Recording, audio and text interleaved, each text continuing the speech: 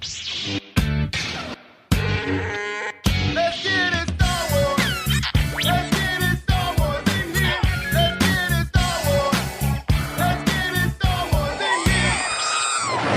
A small rebel force has penetrated the shield and landed on Endor. This is where the fun begins. A long time ago, in a galaxy far, far away. This is Rebel Force Radio, your source for the Force. Star Wars news and commentary With Jason Swank and Jimmy Mack. I've seen Star Wars 500 times.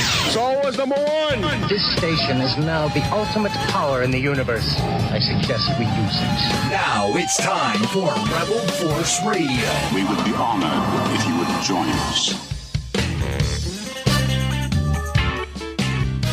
All right, welcome back to Rebel Force Radio. Welcome back, me. Sorry about that little break last week. The RFR, I had to go to the big city, New York City. Had a great time in New York, but I would have had a much better time if I'd have been able to be here with all of you. Not a lot of Star Wars-y stuff going on in New York, and I've talked about this before, and I always get emails, and I really need to collect them all, because I always say, it just doesn't seem to be much Star Wars to do in New York City, one of the biggest and greatest cities in the world, and invariably I get emails from listeners that say, well, you should have done this, or you should have done that. But anyway, one of these days I'll remember, and I'll collect all of those little... those notes that you've sent me, and I'll try to do New York Star Wars style, if that's possible. We got a great show for you here this week. My goodness, we're counting down. It's a matter of days until the premiere of the ACOLYTE, the latest offering from Disney Plus, live action Star Wars. It's already had premieres in here in the United States and also in the UK. Embargoes still seem to be in place. We're not seeing much on. Like Rotten Tomatoes and things like that. There's no reviews being posted there, but there are some reviews trickling in. So the spoiler-free reviews, kind of broad stroke reviews. We'll hopefully talk about some of them, but you don't want to miss this. In the Cantina this week, Dee Bradley Baker, he is not only all the clones, but he's in the RFR Cantina. We're going to be talking to Dee about the finale of The Bad Batch. It's going to be great to catch up with him. Wow, what an incredible victory lap he deserves here as he wraps up a real tour de force performance as all of the clones. And we're also going to do something we've not done with Dee before, which is give him the famed Yoda Questionnaire. So that's right.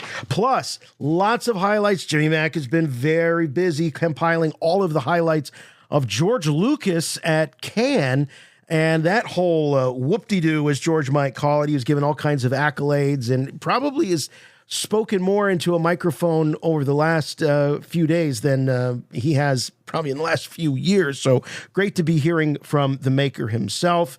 If you are new to the program, we do welcome you. Great to have you. Introductions in order. My name is Jason, and with me, as always, the aforementioned from Chicago, Jimmy Mack. Hey, Jason. Hey, Star Wars fans.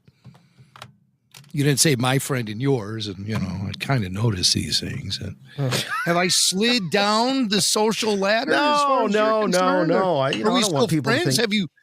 New York has changed you, Swank. It's changed you. You're much different now than you were before you went to the Big Apple. I swear I'm the same guy. Hey, I don't need any of that stuff. I'm just happy to be here. And I'm happy to hear my name called. And happy to be behind this microphone and really happy to catch up with Dee Bradley Baker. We have a great exclusive conversation with him coming up soon. I mean, he's going to be calling in here any minute. And Dee, we didn't get to talk to him after season 2 of The Bad Batch. So this is great. We can do a full series debriefing with Dee Bradley Baker as soon as he calls in. The Bad Batch was really, a dream come true for him professionally, I'm sure. And so we're curious to hear about his experiences in both seasons 2 and 3, and especially that series finale. Well, I'm sure we'll have a lot of questions for him about that. And it's hard to believe the many times we've had him on RFR and we never asked him the questions from the Yoda Questionnaire. How's so that I'm looking possible? forward to hearing his answers, because I bet, knowing D, I bet he's got some good ones. Yes. Yeah. And, also knowing Dee, I'm sure it's not just going to be a name drop. We may hear some vocalizing from Dee Bradley Baker. Oh, I hope so. It's always cool when especially when you're like in the same room with him, and it's just like this constant barrage of all these creatures. That's just how he goes about his day-to-day life.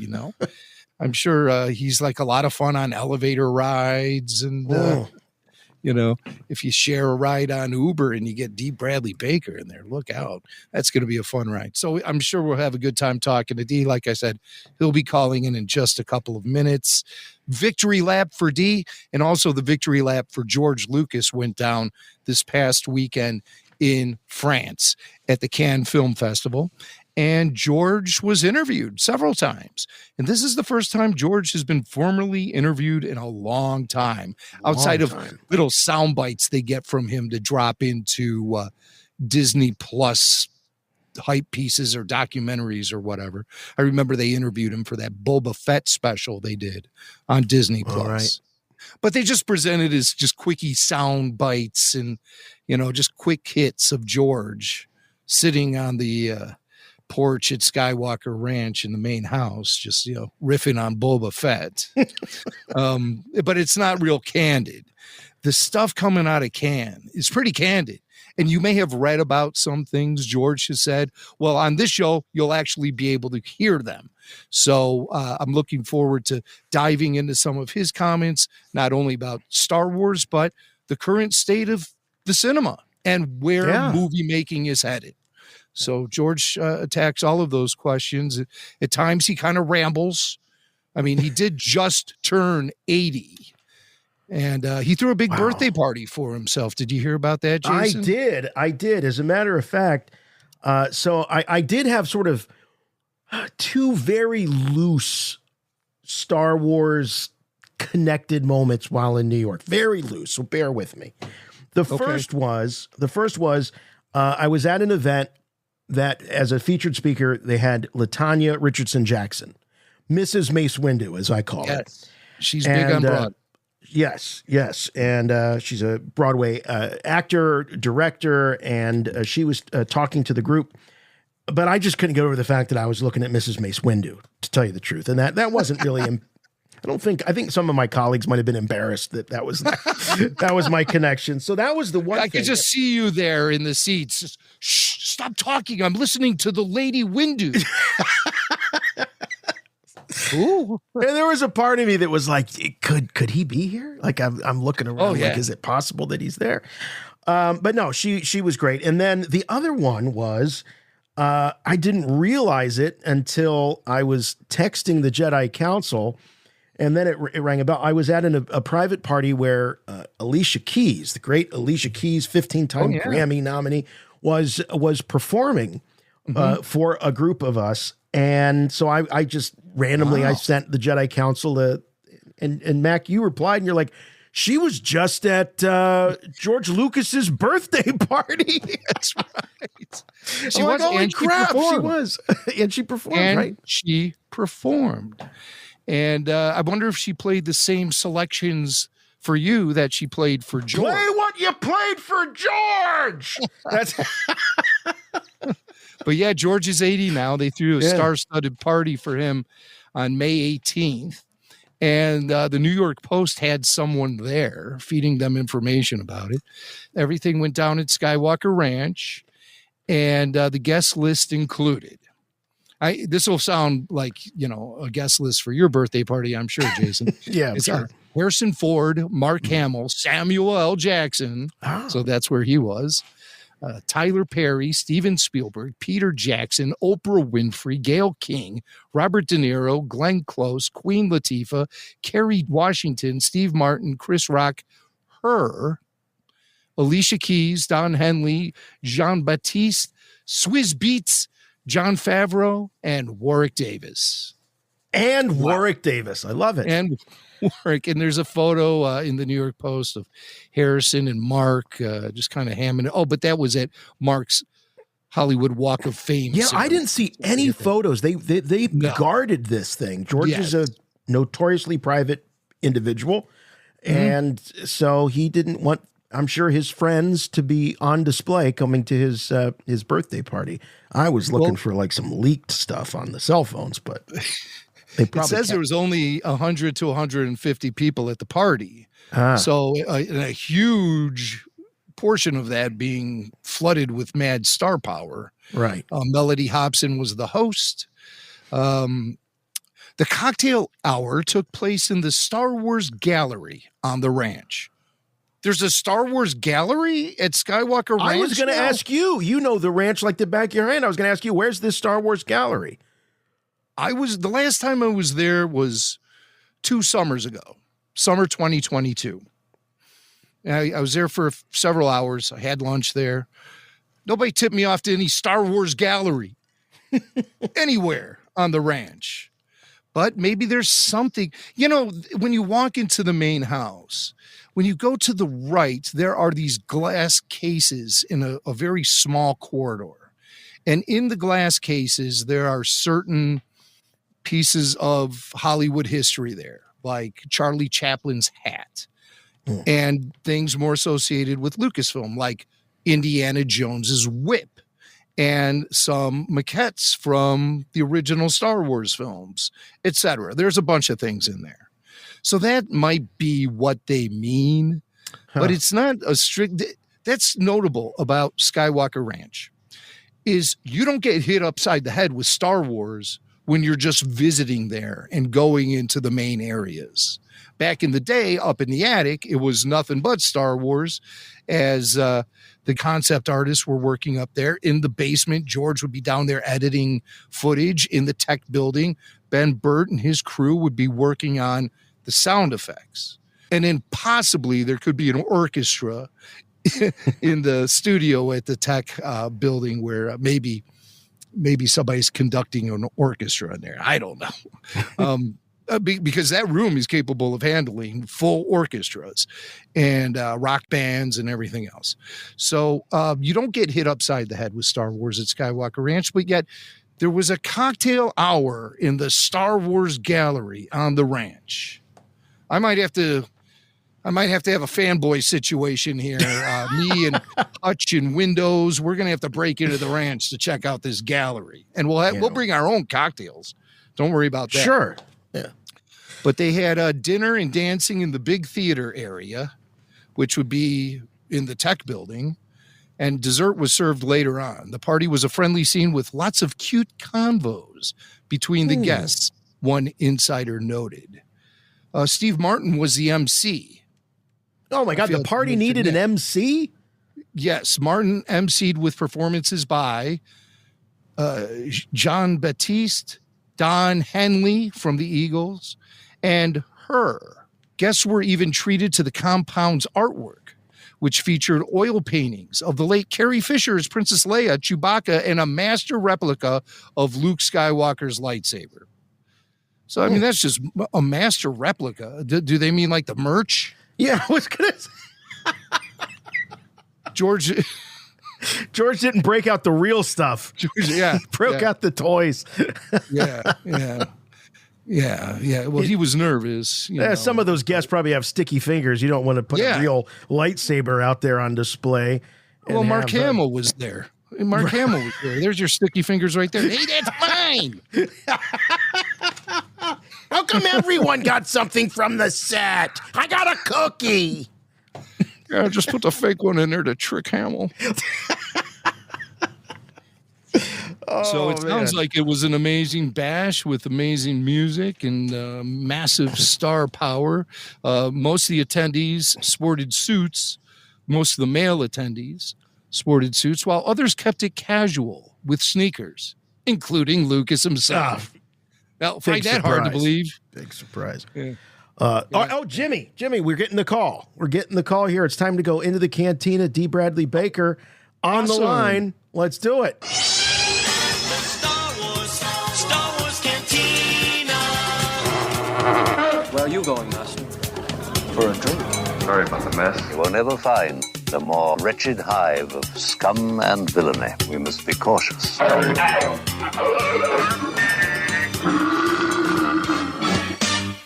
Hey, Dee. There you are. We see you. You look fantastic. Oh, God. Okay, thanks. I feel good. Well, good. Thanks for taking the time to come and talk to us here on Rebel Force Radio and sort of celebrate and mourn, I guess you could say, the great run of the Bad Batch. And before we even say anything else, just congratulations on one heck of a 3-year run with a huge lift. I don't know if there's anything. Jimmy said a couple weeks ago, other than Mel Blanc, I don't know that we've ever seen any one voice actor take on so many roles in a series before. But Mel was doing comedy, like you're doing drama with these characters. So hats off. Yeah, this is straight ahead stuff. It's like nothing I've ever been asked of, and it's a very atypical thing. I've never experienced it before, and it's I don't know what to say. It's incredible. I miss it, and yet I'm also really thrilled that they could finish it the way they did. Yeah. Did you know, like from the very get-go, that they were targeting 3 seasons of this show, or was that a decision that was sort of dropped on you prior to season 3? No, I'm not placed high up enough in the trust tree to be privy to such information. It's I'm generally just waiting for the drop ship to show up and hope it shows up. If it does, I get in and we go on the mission. But I'm not really consulted about anything coming down the pike, for the most part, and that's fine with me. I'm okay with that. I like to have the story unfold for the characters as it does for me, and I don't need to know the destination because that's not really my job, and I'm not really navigating by that. I'm navigating by what's in front of me. So, for example, a character like Crosshair, a complicated character. He's a complicated guy. Yeah.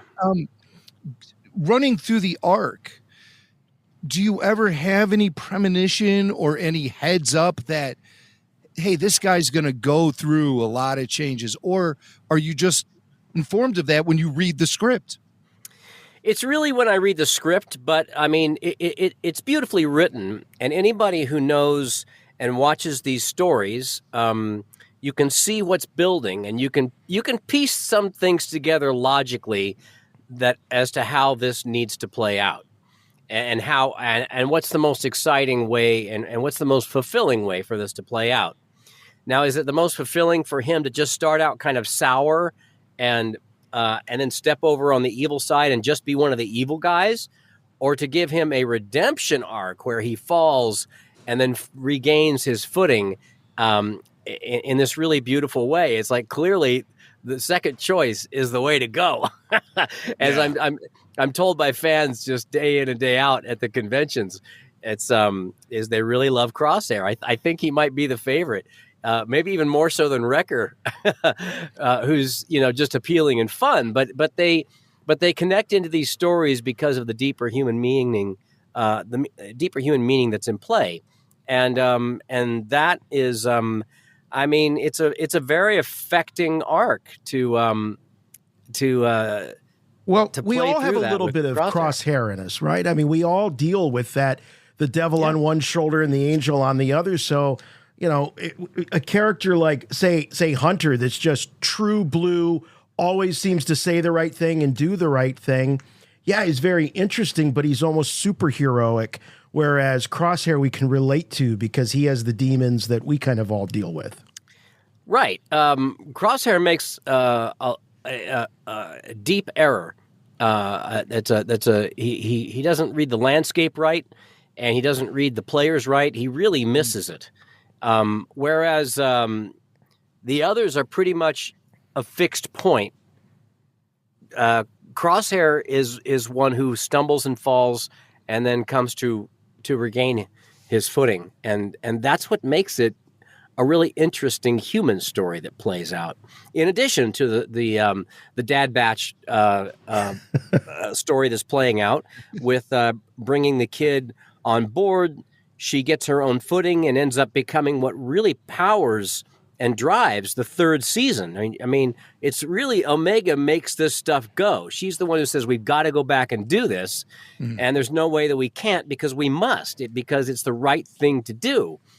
And it's just like, there's nothing to be said. There's no argument against it. And whether she's talking to her brothers or whether she's talking to the kids, who I thought were beautifully portrayed. I really liked those kids. They felt real, and they broke my heart, and I thought they were beautiful. I mean, she really drives it, and right up to the point where she runs into Crosshair's arms, as the arms that she runs to after he shoots her free. And it's really, those are the two arcs, is the coming online and the coming of age of Omega, and then the fall and redemption of Crosshair. Yeah, the show was certainly told from the perspective of Omega, and her interactions with all the members of the Bad Batch bring out their personalities and characteristics and philosophies, even sometimes. And it's all done with those interactions. Yeah. Yeah. I mean, a child will do that. True. Child, it's like the stakes of life are much more vivid, and you yourself are actually less important, and the child is the one who becomes the hope and the aspirational framework for doing your best and to making the world and make it better and to do the right thing. A child calls you to do that. And if you're a good parent, and if you're able to listen to it and do your best job, then hopefully you can approximate that, in your best way. But the Batch certainly came together as a team to do that. They got the missions done. They performed heroically especially in the case of Tech, but they kept it going, and they made it all the way. They made it all the way, and the kid did too. And then the kid goes off to be her own force of good out in the world, which is all that you want as a dad. And it's just it's for my money, it's the best Star Wars beginning of any Star Wars anything, and it's the most satisfying Star Wars conclusion of Star Wars anything for me. Yeah, that was a great wrap up. Let's talk a little bit about that ending scene where Hunter is an older Hunter is there talking with Omega, and I know this dad talking here. I mean, you almost broke me at that moment where you talked about where she says, she's ready, and he says, yeah, I know you are, but I'm not, and I know you're a dad as well. So, how many of those moments, especially in season 3, were you kind of channeling your own fatherly nature? Yeah, well, it really helps to be a dad to go through this storyline that Jen wrote and Brad directed and Filoni oversaw, and ultimately that George Lucas he started in motion. To have that kind of understanding of how you relate to a kid and how you talk to a kid.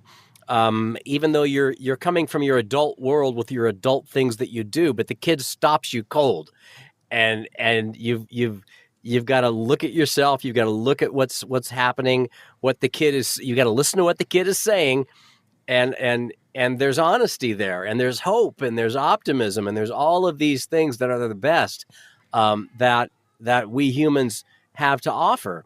And so having helped raise 2 daughters of my own, that's absolutely essential background for the nuance of the clones, especially with Hunter relating to a kid, which is you got a lot of that in this series. Yeah, for sure. One of the questions I had, this is a little bit more of a sort of a behind the scenes question, is because these characters so well, And I know, I mean, the writing on this show, I mean, I'll tell you, Dee, and this is something we've been saying consistently on our after shows, is that this is some of the best written and most filled out Star Wars characters that we've seen in a long time. I agree. And it transcends animation versus live action, all of that. These characters are so relatable. But I'm curious, are you ever in your studio and you see, maybe you've got a couple or more of the Bad Batch together and you think, this line does not sound right coming out of Hunter. Maybe this is more of a Crosshair line, or this is more of a Tech line going back to previous seasons. Did that ever happen? Sure. I mean, for the most part, I'm just reading what's written. But ultimately, part of my job as an actor is to bring as much decoration and framing to fully paint out the picture that's presented here. And so, so I will add. I add things, and sometimes I'll change lines, and they'll consider it. Jen and Brad, they'll consider it. And sometimes they give it a thumbs up. Sometimes they say, okay, let's record it and we'll decide later. Or sometimes they say, yeah, we like that better because it feels right. So it's absolutely a collaborative back and forth that's going on. But for the most part, I got to say it's Jen and the writing team's writing, which is the foundation and the most important aspect of any show, and especially Bad Batch is good writing. You cannot act your way out of bad writing. You can't. It's impossible. In addition to supplying all the voices for the actual Clone Force 99, you also provided the quote voice for their pet, Batcher. Yeah, Batcher's here with us. Yeah, he's always here with us. Yeah. I wish I brought him a milk bone. But be a big milk bone.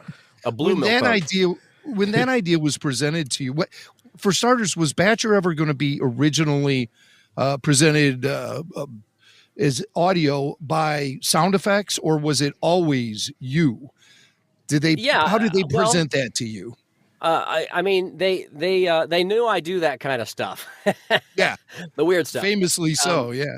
Yeah, and so they threw that to me, and ultimately, like with anything that we tried, I mean, even when we started the clones at the very beginning, it's like it wasn't clear if this works for me to do all the different characters, all the different clones, and make them all sound different. Just like when Filoni first threw to me the Bad Batch. And it's like, what do you think of these? I mean, it makes more sense probably to have you do them all. Although we've considered casting different people in these characters. Do you want to give it a try? And of course, I'm going to say, yeah, let me give it a try. And they like it. But it wasn't clear in the offset that that's the way that it was going to go. I was just able, fortunately, to come up with a good idea and to make it convincing and compelling enough that they say, yeah, let's go with it. And the same was true with Batcher, I think. I think Dave Collins, our sound designer, I think he might have used some kind of animal sounds, and that's Star Wars. You're mixing together all kinds of stuff to make an amalgam of into something that's never been heard before. And so there's a little bit of that in there, but a lot of me and then, of course, there's the animation and that's following the writing. There's the lighting. There's everything else that brings it all together to make it into the wonderful thing that it is. Yes, and Batcher could have been a bachelorette, right? I always forget that Batcher is a female hound. Yeah, I guess. Yeah, but I mean, but like with a Rottweiler or whatever, it's like you look at the thing, it's like, I don't know if this is boy or girl, but, I have to inspect a little further to see, but they all sound the same. It's not like a girl dog sounds like bark bark and a boy dog right, is bark bark. Right. Yeah, they're all, one bark sounds the same. Yeah. But she's a good girl. I'll say that. Batcher She sure is. She sure is. Good girl. Yes. You want to get one of those and have her around. Absolutely. Are you aware of how many different character voices you've supplied throughout your entire career with Star Wars? Do you have a count I think we need a spreadsheet for crying out loud. I mean, I don't. I don't know. I don't. I'm looking forward. I'm looking to where we're heading, not from where I've been. So I don't. That's always very healthy. But I mean, just out of curiosity, I'd like to know for myself. It's a number. It's a good number. And I mean, I've thought at times, it's like, have I done the most characters of anybody in Star Wars? It's like my vanity is like presenting such questions to me. It's like I don't really know, and it doesn't really matter to me. It's ultimately my involvement is not what matters. It's how the stories hit and how the characters remain, and that's what I want people thinking about. Not counting characters, but I want them to think just of what the story is that's playing out. That's all that matters. Are there any non-clone characters that you voice that stand out to you from Star Wars? Non-clones. Well, yeah, there's weird little characters. There was one. What was his name? He was hanging out in Clone Wars, early Clone Wars, with a group of bounty hunters that were really cool. That they could have done more with, and I wish they had. But he was like this little fish guy. Right. He talked like that, and I really liked that guy. I thought that's a really cool, weird ass little character, and I wish they'd bring him back. But I think he only appeared in the one episode. I can picture him in my head. I can't remember his name. There's a name, of course. I think they even made an action figure of that guy. They probably did. All they need is a Funko Pop. What isn't? So, Dee, you've been voicing the clones since the Clone Wars, and there would be times during the Clone Wars series where you would have multiple clones talking in the same room or at the same time. How was Bad Batch different than that, though? Or was it not? Did it just feel like a continuation at that point of what you had done before? Well, the Bad Batch series is really the full blossoming of the sprout that began back with the Clone Wars and really first kind of asserted itself with the Domino Squad back in the Ice Station. And then finally with Rookies and ARC Troopers episodes. That's really where it became clear that I can do this. I don't have to be afraid, and I can map these guys out and make them sound different, along with the script and with the animation and the characters as they're rendered, to make them all feel like different people. And so that was set. That actually was a bigger trick than the Bad Batch was in a sense easier, just in terms of the batch, because they're much more distinct from each other. And so they're actually, that makes it easier to switch from one to the other. It doesn't make it more difficult. It makes it easier. It's when there's a smaller nuance between the characters of the regular clones. That takes a little bit more focus of mind to keep that clear. Yeah, because you don't want them all blending in to sound Absolutely like not. one character. And that's where I think they're not robots. They are individuals. That's the key. That is the key. And that's really what your talent brought to the show, was the ability to do that. And I don't even think Mel Blanc could have done that as skillfully as you did, sir. I'll just say that. The greats of old didn't have balls like this coming over the plate. I mean, cartoons were cartoony and they were comedic and sort of extension of vaudeville. And this is not that. This is kind of Shakespeare in space, if you want to paint it that way. So it's like you're saying at the beginning, this is dramatic. This is drama. And back then, for the most part, animation was not drama. Although Walt Disney would push it that way because he saw animation as art. It wasn't entertainment. It was art. And I mean, which you can tell by there's a really great book about the history of animation in America that's called Wild Minds, and it maps that all out. It's a fascinating story. But it's fascinating to me that Walt, one of his first pictures was Fantasia. Yeah. It's like right out of the gate, the guy wants to make art as opposed to Max Fleischer, who wanted to make entertainment, a very, very different style. But you fast forward to now, where you've got everything, all kinds of animation, every form of audacity, of vaudeville and beyond, to stuff for children that's very specific for children, that's even educational, and then you'll get R-rated stuff that's can be bloody and horror and fantasy. That's kind of Game of Thrones. It's like, don't show the kids this. And then you got stuff like Star Wars. That's as they called it when it first came out, a space opera. I had never heard that term, and I'm not sure if that term existed before, but it still kind of sticks, where it's the forces of emotion and the forces of story and plot that are playing out are operatic. And that's definitely what you got with Star Wars, but that kind of thing wasn't coming across the plate for the old timers, the greats of old. And wouldn't it be wonderful to see what they could do with that had they had a chance?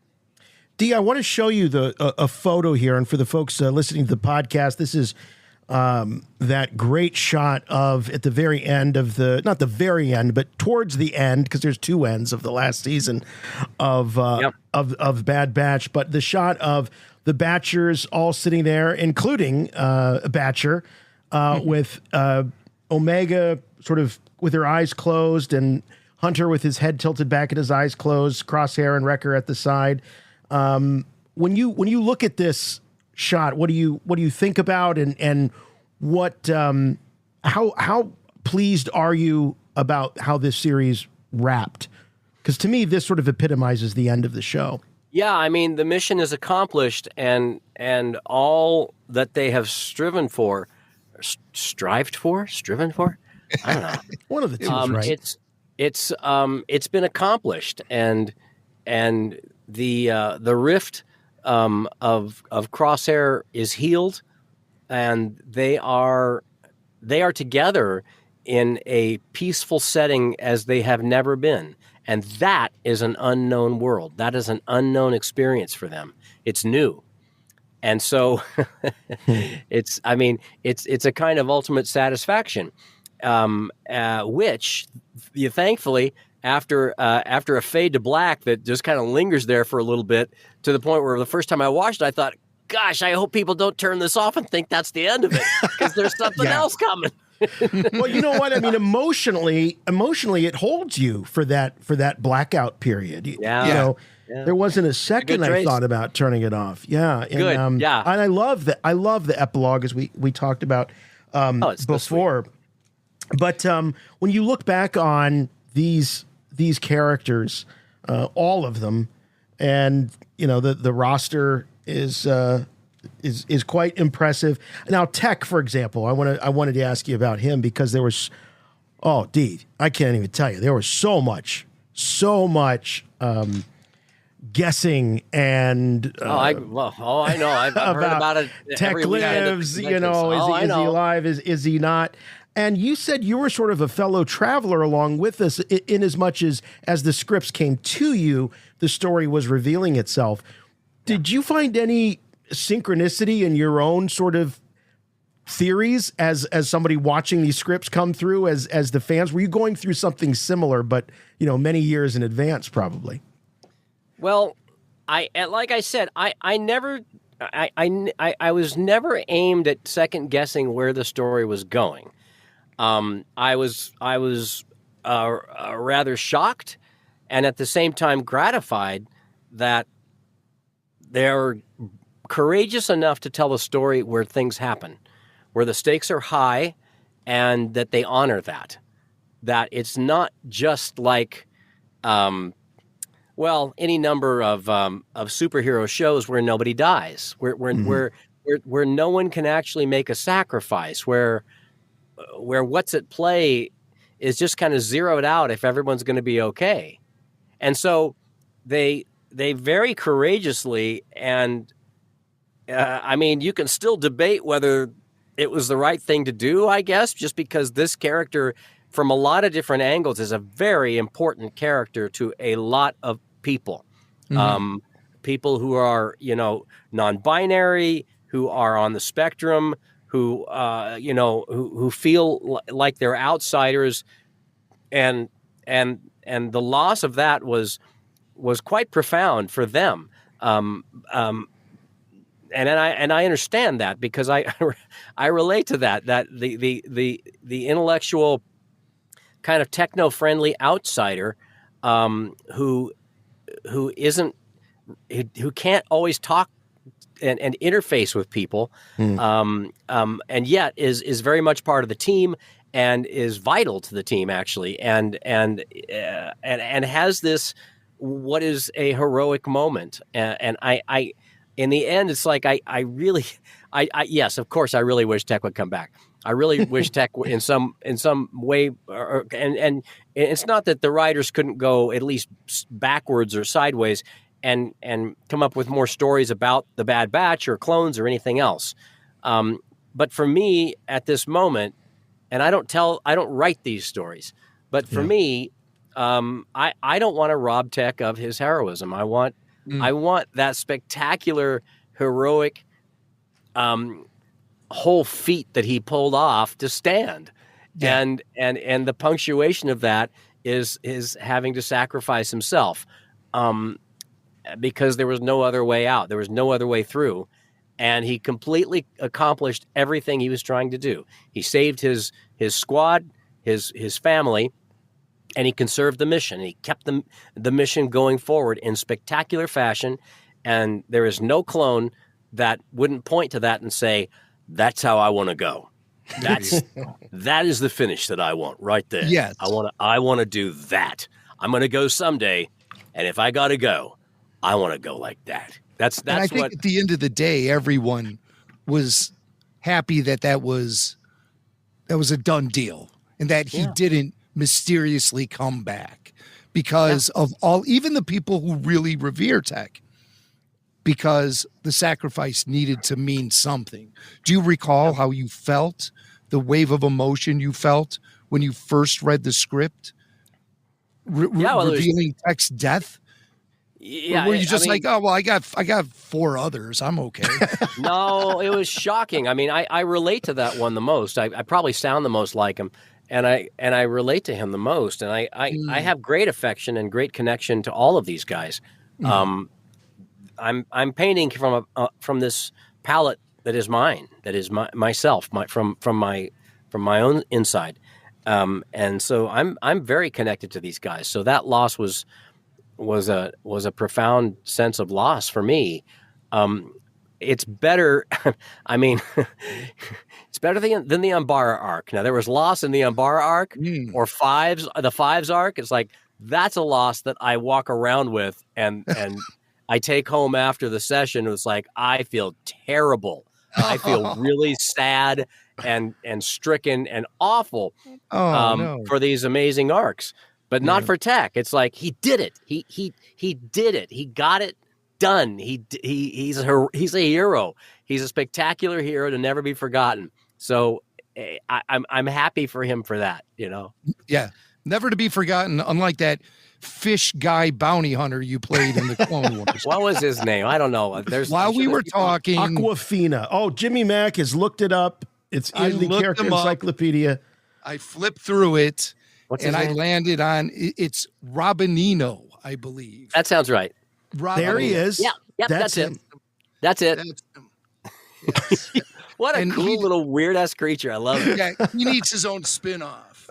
There's no question about it. Yeah, these kind of ragtag bounty hunters. What fun. Yeah, let's go. Well, Dee, this is such an interesting time, I think, for those of you that were on the front lines of the Clone Wars and in Star Wars animation, where a character is in animated form one day and the next day they're in live action.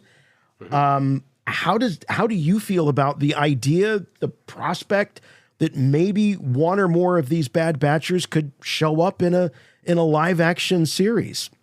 Well, when it comes down to it, the more Star Wars, the better. I'm format agnostic. I think they've done a really great job with the on-camera realm as well as the animated realm. Although, for my money, I prefer the animated realm in general because I think it introduces a kind of discipline to the storytelling because it's a shorter format, and I think storytelling is made to be more concise and it needs to move more. And that feels like Star Wars to me because the original Star Wars was based, as you know, on the old serials of the Buck Rogers and all of that. And that's storytelling that moves right along, very quick. It's very clear. It's very, kind of operatic. And but in the end, it's like I'm very excited to see the Acolyte. I've enjoyed everything from Boba Fett and the Mandalorian and all of that. It's like I'm the more Star Wars, the merrier. Absolutely. We feel the same way here at RFR, as you know. And we're so thankful and happy that you could join us here tonight. I know your time is tight, so I don't want to keep you too much longer. My pleasure. But we know you're a Star Wars fan. You grew up a fan. You were dressing up as a Jawa when you were a kid, famously. It's true. And so we have a brief set of questions we call the Yoda Questionnaire because they were faxed to us by Yoda himself. Oh, He's a regular listener and a supporter of the show. And hi, Yoda. And he faxed us a series of questions that any Star Wars fan can answer because it's all based on personal opinion and preference. So Jason has the Yoda Questionnaire. Yep. Jason has a Got it fax right machine in his house, and Yoda faxes the questions to Jason. All right. Well, I'm So no we're Sam gonna throw Witwer, him but in. I'll do my best to answer these Hey, correctly. there's no right or wrong answers, but All right. you could say something that will be debated and you might get chastised Or canceled. or canceled. At least I had the bad No, badge. Sorry. Okay, so let's get into the Yoda Let's do it. Questionnaire. All right, let's do it. Hit me with your Yoda shot. The Yoda Questionnaire. Oh, Got so it's excited, suave. I forgot. So- Richard Cheese, thank you, ladies and gentlemen. So suave. I Richard love it. Cheese. Okay, Dee Bradley Baker, as Jimmy Mack said, there are no wrong answers, but there are answers that are more right than others. So we're going to start off with number one, which is who or what? In the interest of inclusivity, we got to say who or what is your favorite Star Wars character?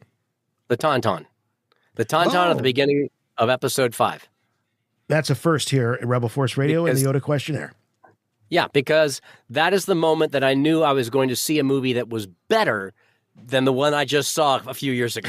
Oh, wow. And I cannot tell you how exciting that was to realize, oh, this is better. This is actually, it's still cool. It's still someplace I've never been. It's still got alien creatures. It's like, and then, and that dovetails into the walkers. It's like, I've never seen anything like this. It's got to be the Tauntaun. Wow. So the Tauntaun is the harbinger of great things that are yet to come. Yeah. Is there somewhere in your capabilities the ability to sound like a Tauntaun? I gotta, because I always think of like, you're like pulling on the reins, right? Wow. That kind of stuff. That's not a sound drop from Jimmy Mack's voluminous archives. That's Dee Bradley Baker live doing his Tauntaun. They've got it covered already with sound design. I mean, they've got their Tauntauns, but I'd love to be a Tauntaun. Let's do. I think I actually said that at a convention recently. Is they say, well, what kind of new Star Wars series would you like to see? And I say I would like to see a documentary about the life of Tauntauns, and do it like a Richard Attenborough That was type just going to say documentary Richard Attenborough. Yeah. about Tauntauns. I mean, you could probably do the whole show. You could probably do Attenborough. You could do the Tauntauns. You could do the whole thing. I don't care. They can have somebody else do it. I'll help out, or I'll do it. But I just want to see Tauntauns. I could hear a Werner Herzog narrating that show. Behold the Tauntaun in its natural climate. Things like that. All right. Who or what is your least favorite Star Wars character? Dee Bradley Baker. My favorite. Least in let's see. Let's see. I've never thought of Star Wars like that. You're such a positive guy. This is probably what tough do you for not like? It's a in dark Star side Wars? question. But there's got to be, maybe even from childhood, maybe it was someone that scared you, or you just didn't, when you're a kid and you see it, maybe you didn't like, I don't know, maybe you didn't like Greedo as a kid, or maybe you didn't like. Greedo's awesome, though. That's a bad example, but you get it. I'll just say I'll shovel this off on my dad, because my dad was disappointed with the Sand People.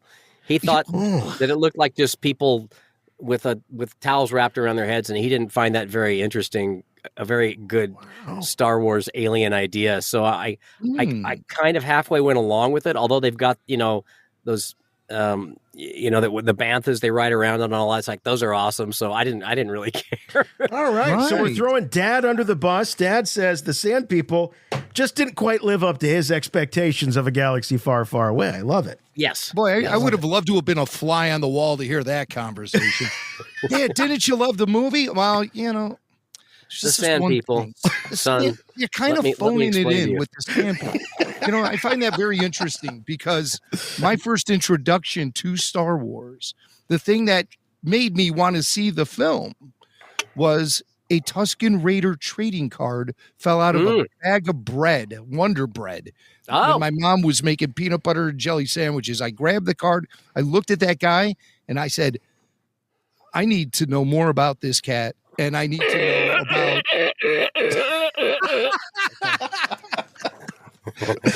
What did you say, son? Yeah.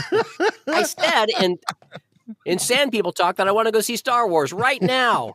I'm making you a peanut butter sandwich with Wonder Bread. Star Wars now. That's it. Now it's like you were a fly on the wall for that conversation. All right, Dee, what Star Wars moment makes you smile? Every time you see it, it doesn't matter how many times, you always just smile at this particular moment. When Greedo talks. Greedo. So go to solo, and he starts. It's like that was another really one of my favorite Star Wars moments for me as a kid. Was like, oh, they got subtitles. Oh, this is awesome. Of course, it makes sense because they're speaking. It's an alien with subtitles. Yes, this is. Oh, I just love that. So that makes me smile. All right. Well, what Star Wars moment makes you sad? I don't want to say cry, but I'm going to say sad. Yeah. Tugs on the heartstrings. Well, I mean, other than the death of Fives, that's it. The death of Fives is really the saddest Star Wars moment of all Star Wars moments, as far as I'm concerned. There is no sadder character or moment than Fives, and he knew it, he saw it, and he came that close, but he didn't get there. That's the saddest moment for me. And after that, the Umbara arc of just the Black Hawk Down, clones killing clones, and that's just monstrous. Yeah, great arc though. All right, Dee, what profession other than your own would you want to try out in a galaxy far, far away? There's a lot of job opportunities in Star Wars. Trash compactor operator, X-wing pilot, cantina bartender. Yeah. Okay, so it can't be Earthbound. It's got to be in a galaxy right. far, You can't be a decorated and renowned voiceover actor. I would like to be a bartender at a cantina. Okay. All right. I think I want to hang out with all those creatures. That's where I want to be. So I'm going to say that. Now, you'd be the only one who'd be able to talk in their own language back to them. So. I could learn so much. Can you imagine? That would be perfect. Okay. Yeah. What job or profession would you least want to try in a galaxy far, far away? Dry cleaning Emperor Palpatine's robes. I don't. Oh, I would think he's kind of fussy, and I don't want to get that close to him because people that get close to that kind of power end up getting, Yeah. So right. Yeah, I don't want to dry clean. Too much starch in those robes. Yeah. It's out. It's over for you. It's gone. Yeah. What if he came to pick up his dry cleaning, got home with it, and he's like, "What is this? Chino slacks? This isn't my stuff." And he goes back to see you, and you're like, "I don't know what happened to your cloak." Yeah, he'd be grumpy, and whoever he's sending to do his bidding would be a lot grumpier and a real jerk. And so There's no light at the end of that tunnel. Generally servicing his clothing, I don't want to. I don't want to do that. All right, Dee, last question, and we've modified this a little bit. If another Star Wars movie were to be made, and George Lucas himself was coming back to direct it, you're the star, Dee Bradley Baker. What would you like to hear George Lucas, the maker himself, say to you after he says cut on your final scene? I'd like to hear him say, "You want to go get a sandwich?" There you go. There you go. That's something he would actually say. Probably. It might be a burger, but I don't know. No, I think that's great. And then you're going to go and you're going to have a sandwich with George Lucas and hear all just the kind of great chat. stories. Yeah. Don't have to talk about acting or showbiz or even Star Wars. Just have a sandwich. Yeah, that's awesome. Well, Dee, thank you so much for your time, your talent, and it's just been so much fun. And I really hope that this isn't the last time we're talking to you about a Star Wars project. I hope there's more in store. Me too. I still want to know how Wolf and Gregor and Rex all got together and ended up, on a fishing trawler there on that planet. How do we find that story? That's a story that needs to be told. And what about Cody? We still don't have closure on Cody either. Oh, everyone's asking about Cody still. Absolutely. Does he? Yeah. What? Well, there's all kinds of great stories to tell. Yes. I can't wait. Long live the to see clones. Awesome. Yeah. All right. Well, thanks again. Appreciate it. And congratulations on a heck of a run. Thank you. We just are really looking forward to what's next for you. Thanks. I'm very proud of it. And it's been a real privilege and great fun talking to you guys. Take care. Thank you very much, Dee. Thank you, Dee. All right. Have a great Appreciate night. it. May the force be with you. The great Dee Bradley Baker, ladies and gentlemen. Yes. That's fantastic. Always What a guy. fun talking to him. And my goodness, he's got to look back on this with a lot of pride. And and the more we talked about it, I just started realizing how much I miss talking about the Bad Batch. There were things that, we had gripes about certain things, but at the end of the day, those characters always got me excited to see another episode. It was just about, at some point it became about just spending time, getting to know them better. And I think that's a hallmark of a really good show. Yeah. The likability, the connection you have to the characters. Sometimes it doesn't matter if it's a mission for Sid that week. Right. And it doesn't really push the big story forward. It's just you get some time with these characters you like so much, fueled by the talent of Dee Bradley Baker, who provides the voice for all of them. And it's so easy to forget that, too, because of the versatility he has when he's doing these line reads and how he could just switch it up on the fly. He's a truly skilled and talented voice performer, and I certainly hope there's going to be more Star Wars stories for him in the future. Get full access to RFR only on Patreon. Patreon.com/Rebel Force Radio. You may fire when ready. Patreon.com/Rebel Force Radio.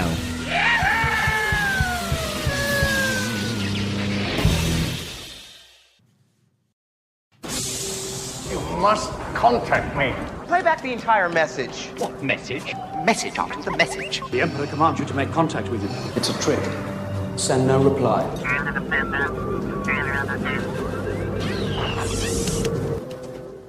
Hey, Rebel Force Radio, this is Philip in Minnesota.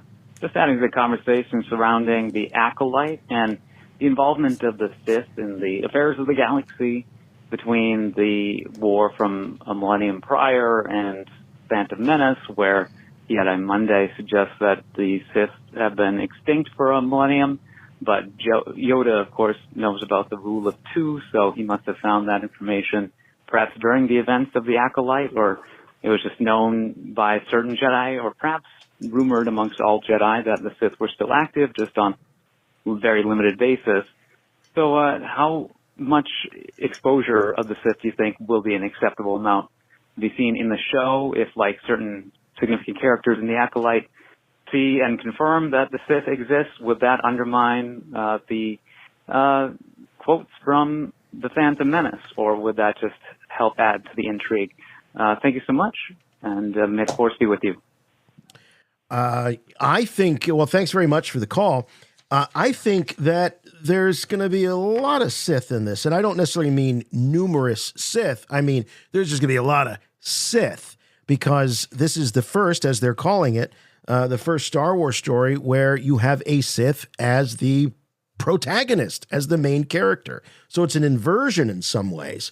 So they're not really backing away from this idea that it is going to center around a Sith. Now, how this evolves into the Sith and the story of the Sith that we hear about in the prequels, we don't know.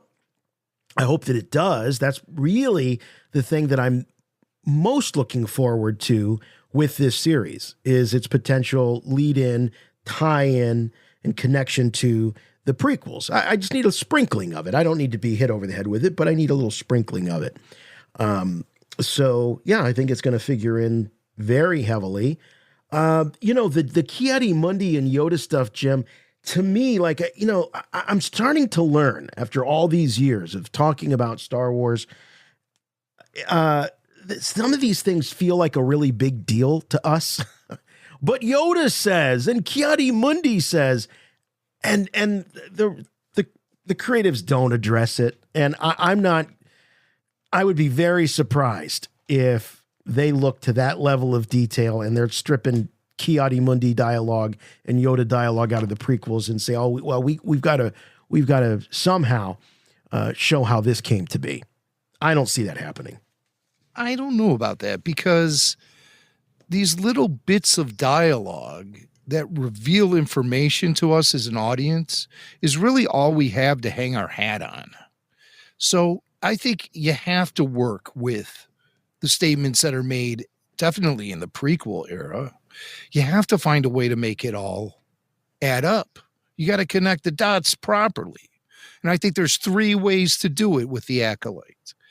Way number 1, the Jedi who encounter these dark side users are killed before they can spread the word about the return of the Sith. They cannot sound the alarm, or that throws everything off. Right. Okay. The few Jedi who encounter these Sith.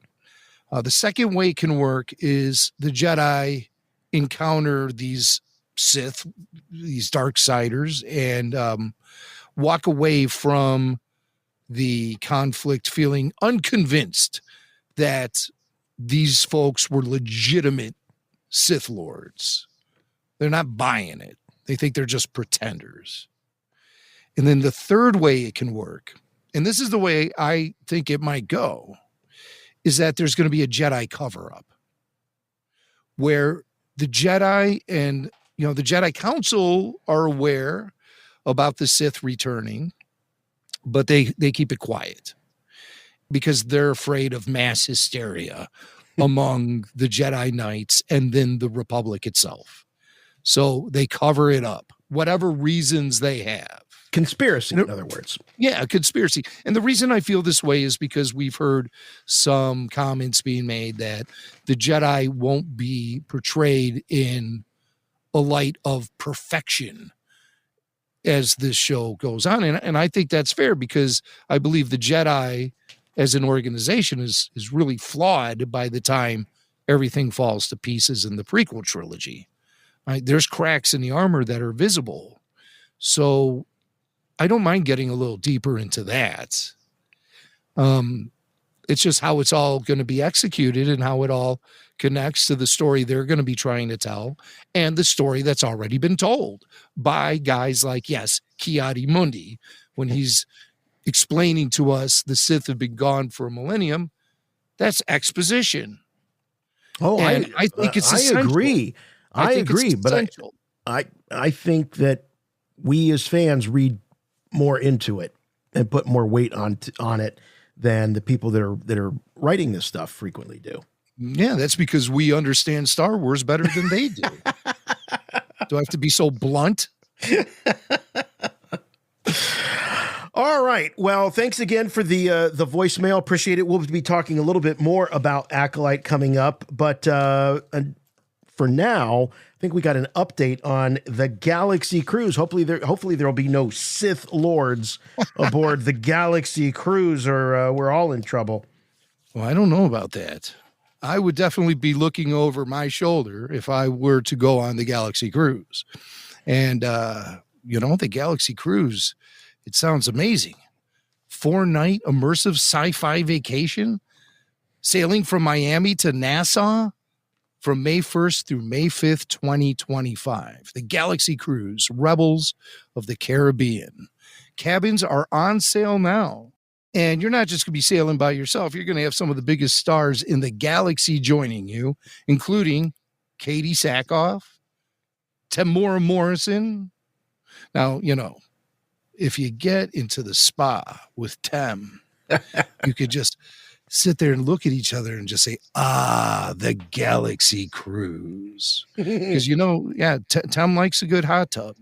Hot tubbing with Boba Fett. Get out of here.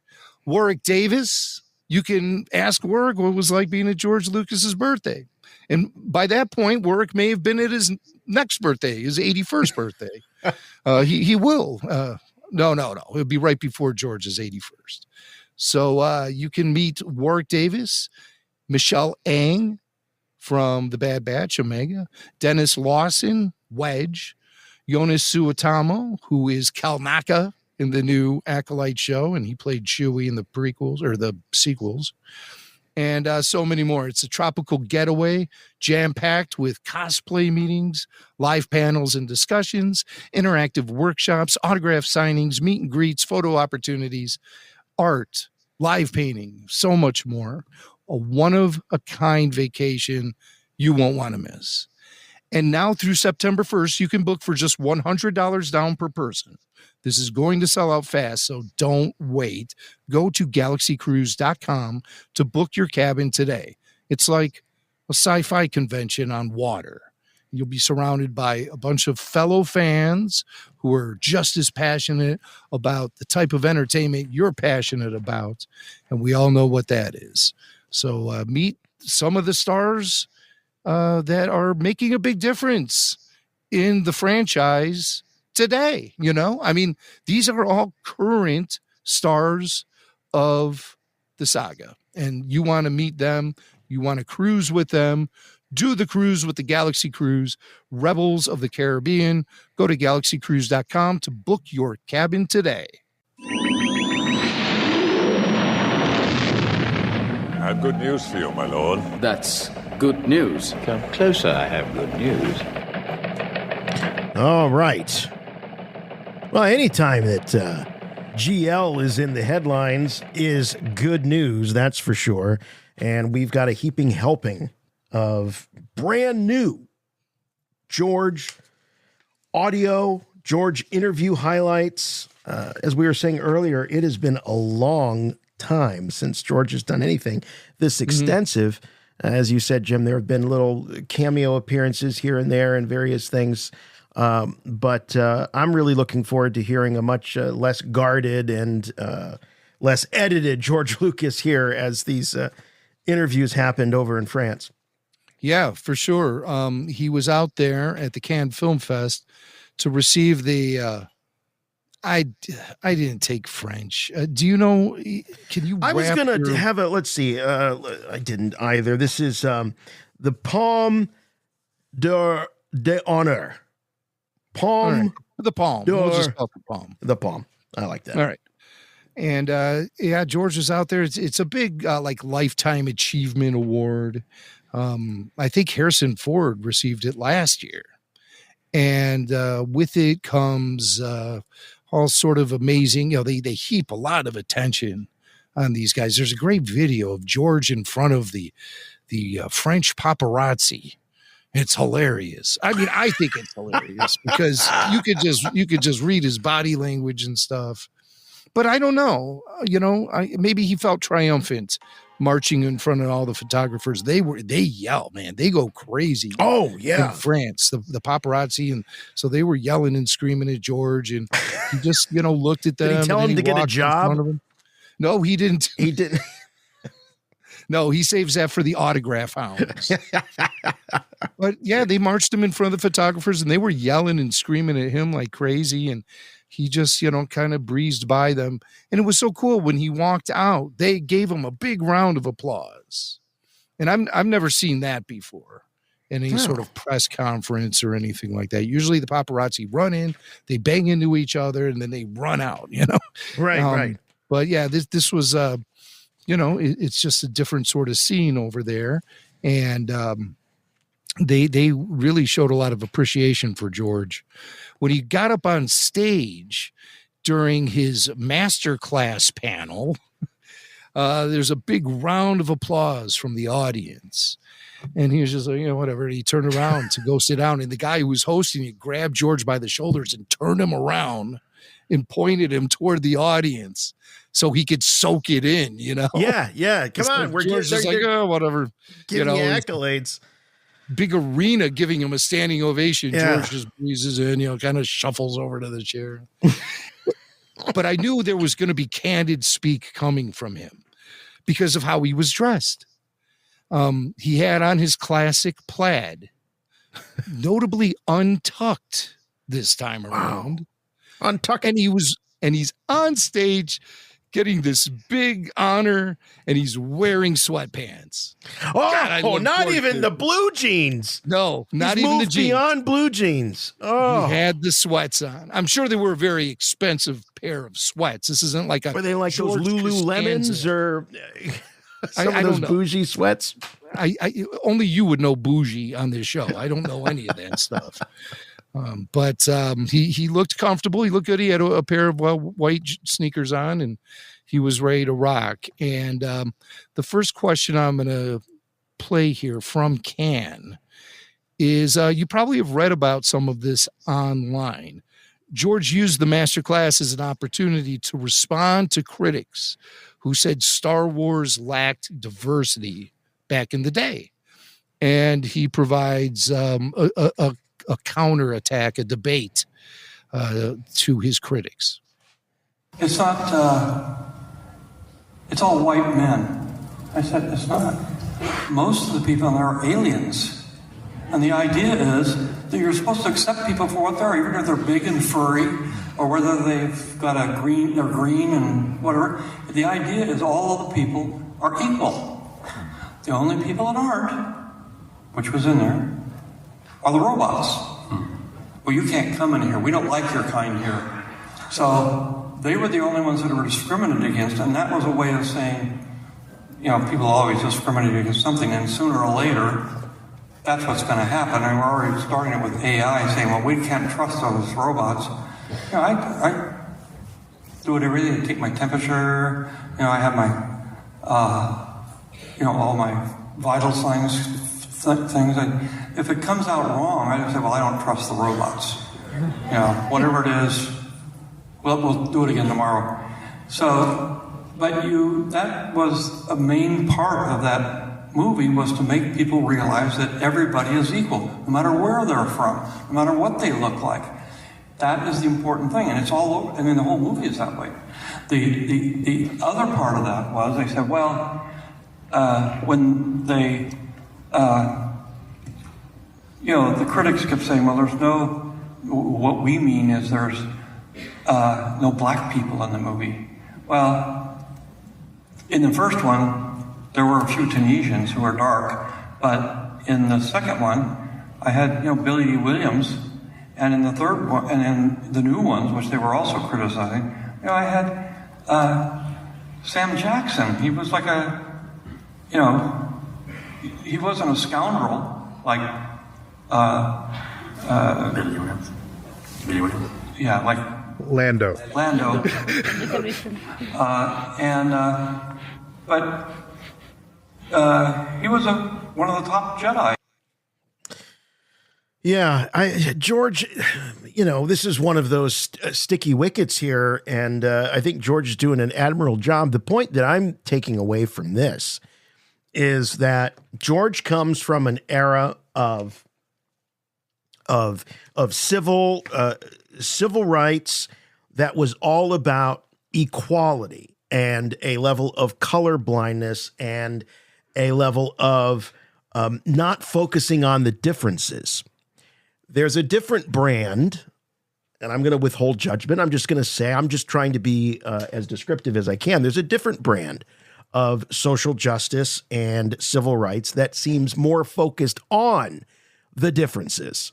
And so I think that's where, when you look at classic Star Wars, classic Star Trek, they erred on that side because that was what was in vogue at the time. And so, George being married to a black woman, I don't know that he necessarily needs to justify his non-bigotry or what have you. But interesting, but not altogether unexpected that this question would come up when you get 80-year-old George Lucas to get up there. I'll tell you, I have to say, nobody asked him. George rambled during this interview and jumped from tangent to topic to tangent to topic. He was all over the place. I wonder what the question was that set this up. The question was, it's just something, I believe it was something as mundane as, were you surprised by the worldwide success of Star Wars? Well, they weren't really throwing him. What's that? So that's an interesting answer to that question. Were you surprised? No, they all called me racist because I didn't have enough. I was more focused on George's answers than the back and forth between him and the interviewer. I just want to get to the meat of it. I don't 100% remember what the question was that then triggered him to that response, but that was after he had been talking, George, answering the guy's question for like 3 or 4 minutes before then he just suddenly pivoted. Wow. So George was answering about 4 or 5 different things with every single question he was getting asked. He was rambling, as 80-year-olds sometimes do. Okay. After that rap about the critics of the lack of the whatever they're arguing about, lack of diversity in Star Wars, George then goes on to talk about being criticized for what the critics say, lack of women in Star Wars. He said, there's no women in the movies. I said, who do you think the heroes are in those films? What do you think Princess Leia was? She is the head of the rebellion. She's the one that's taking this young kid that doesn't know anything and this boisterous, I know everything guy who can't do anything and trying to save the rebellion with these clowns. I said, she's the hero of the movie. And it's the same thing with Queen Amidala. Even though she has Jedi on her side, she was still the hero prime mover. And they said, well, but there's no women, I said, you can't just put a woman in pants and expect her to be a hero. They can wear dresses, they can wear whatever they want. It's their brains and their ability to think and do and plan and be logistical, and that's what the hero is. It's a very progressive stance that he's taking. It feels progressive in today's day and age, to be honest with you, and somewhat refreshing. But interesting, Jim, as you were describing, that these sound bites are not necessarily direct responses to a question at which it implies that he's being asked. So. I apologize. I didn't mean to imply that the interviewer was going after the jugular or going after George in this instance. George is volunteering this information. Yeah, no, if I started from the guy asking the question, we'd be sitting there waiting. I just wanted to get to the meat. This is the stuff that was being reported on. So that's, primarily why I pulled it as of interest to the news making comments that George was making in France. So he continues to talk about the things that pushed him toward stepping back from filmmaking, selling the company, and the way that Disney Star Wars functions nowadays without him there. When I sold the company, I just sort of said, because I had a baby girl, I got married, I had a different life, and I said, I'm going to, and I didn't, because I knew it would take me another 10 years to make those films. And I said, and I was 69, and I said, I'm not gonna be doing this when I'm 79. And I won't, it's time to let go and let somebody else do it. Even though, like with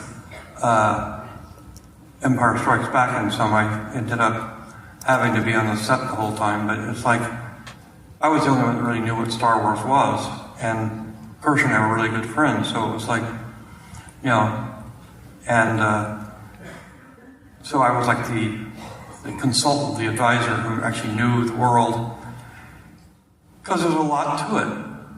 The Force, nobody understood the Force. Nobody, what they do is, and then they started other ones when I sold the company, and they, a lot of those ideas that were in there sort of got lost. But that's the way it is.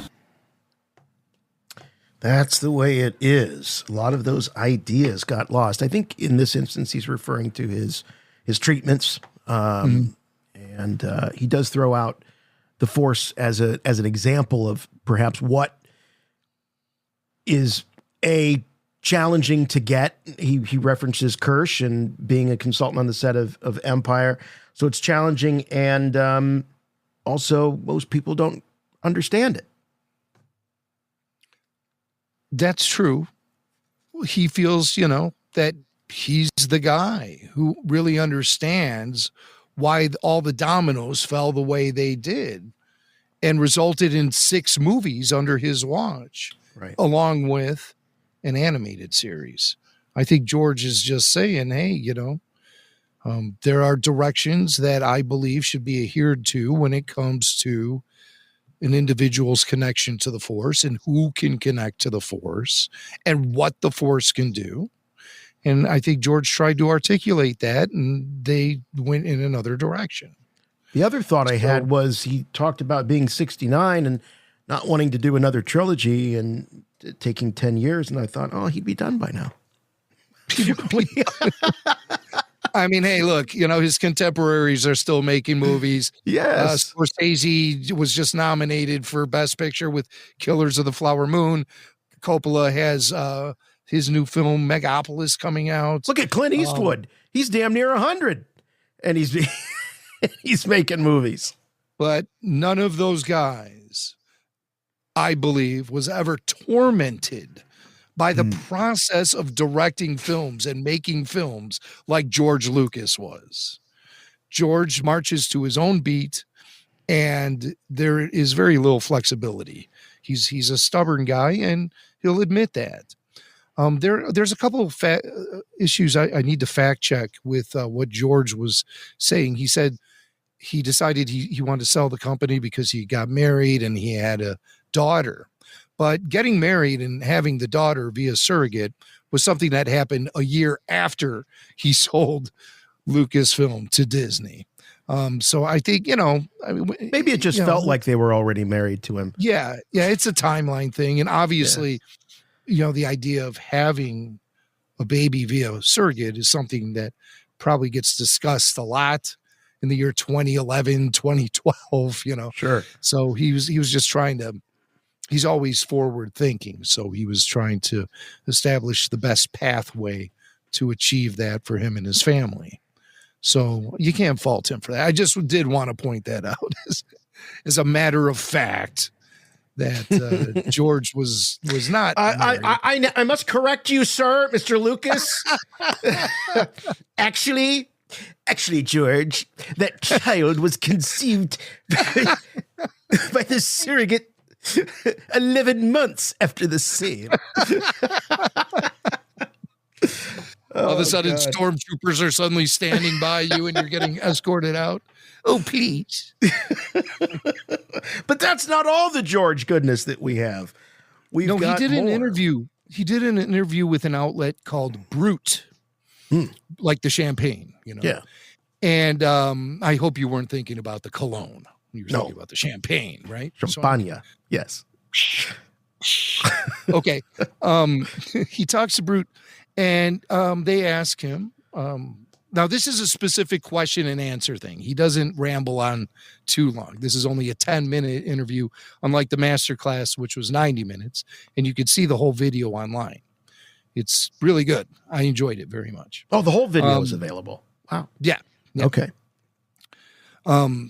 You heard the guy refresh George's memory when George got he got tripped up on what Billy D. Williams' character was named in Empire Strikes Back. That guy, I think it was the guy shooting the video. It sounded like it. Lando, and he starts laughing like, I know Star Wars better than George. But George just got tripped up. Yeah. So well, and as you've said, the line between Lando and Billy D is razor thin. Razor thin, yeah. He could have just said Billy D, and everybody would have been cool with it. Right. But the guy from Brut asked George, why does Star Wars endure? And here's George's answer. It was designed as a film for 12-year-olds to say, you're going through puberty, you're very confused, you don't know what's going on. Who am I? What am I doing here? What should I do? Where should I go? What's my life going to be? And so I said I wanted to make a movie for them, and I wanted to make it entertaining. And when I was that age, I liked to watch Flash Gordon and Republic serials and that sort of thing. And so I said, well, I'll base it on that, and then I'll plug all this other stuff into it. And that's really what I think.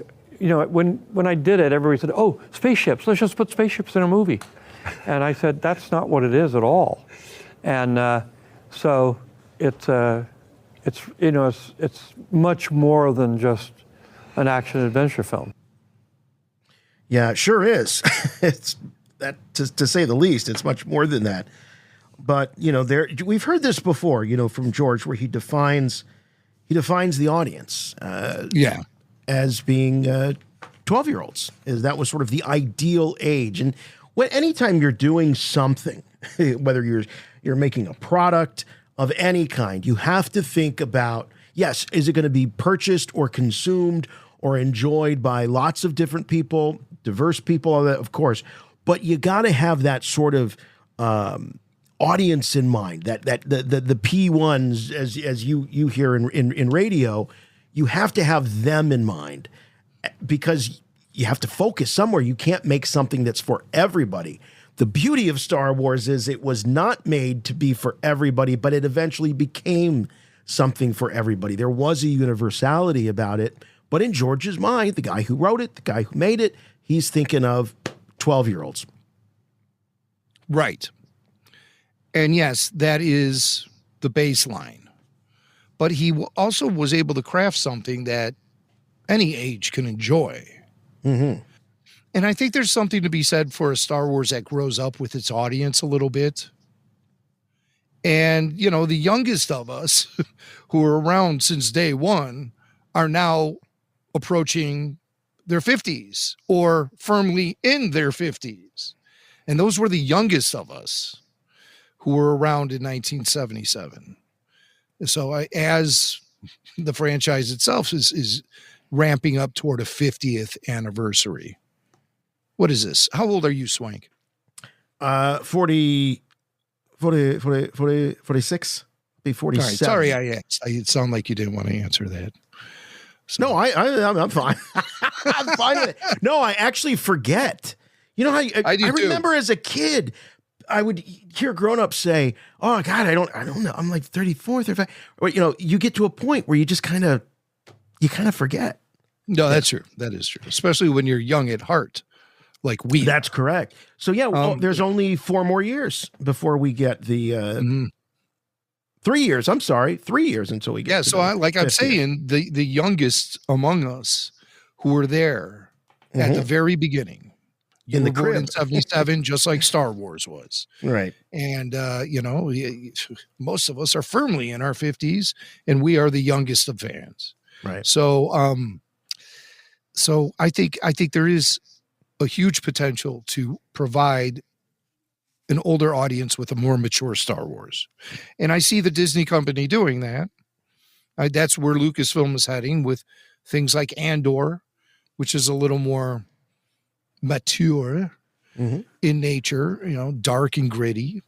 And I think that, George, I appreciate the integrity he wants to hold on to, but I think Star Wars has kind of grown up too, I think there's always going to be the Star Wars that you can target for the family.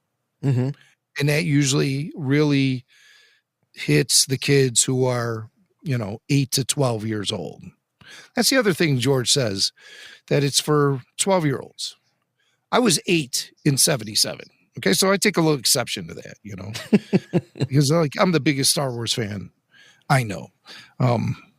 Definitely the biggest one in my own head. So I think 8 was a prime thing, but it was just the ability of Star Wars to attract so many people across the spectrum of all ages. That's the magic. That's the magic. And George was only targeting 12-year-olds, maybe.